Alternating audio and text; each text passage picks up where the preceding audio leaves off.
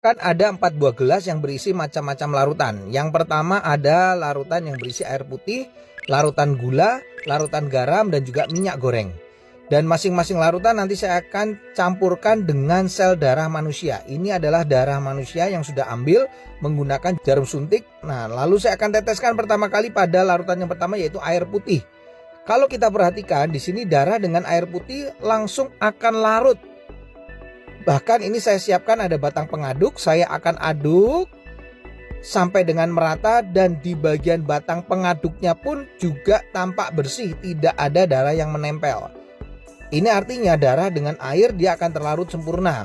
Lalu bagaimana dengan larutan gula? Saya akan teteskan darah pada larutan gula. Kalau kita bandingkan dengan air putih tadi, pada larutan gula ini sel darahnya tidak akan larut ke bawah, justru dia akan mengendap di bagian atas. Dan akan saya gunakan batang pengaduk. Nah, Anda bisa lihat ini beda sekali.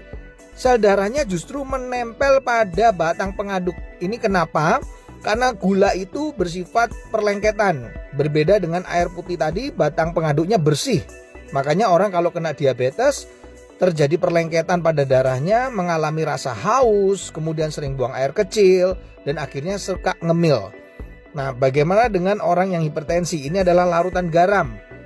Ini darahnya saya akan teteskan pada larutan garam.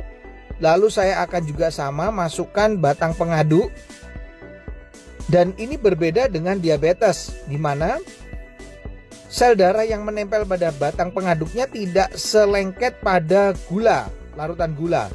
Tapi yang membedakan pada orang darah tinggi atau hipertensi yang terlalu sering makan asin-asin, ini kelihatan sel darah merahnya akan terurai, dia akan rusak, dia akan pecah. Makanya orang darah tinggi bisa mengalami pecah pembuluh darah. Yang terakhir saya akan teteskan darah ini di dalam minyak goreng. Nah, kalau saya teteskan ini langsung bisa terlihat sel darahnya nggak bisa larut, tidak juga ya mengendap di bagian atas, tapi justru menggumpal-gumpal.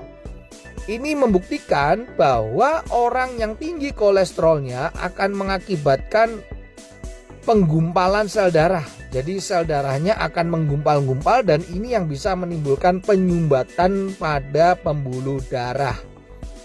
Ini adalah percobaan sederhana yang saya lakukan dengan menggunakan 4 macam larutan yang berbeda.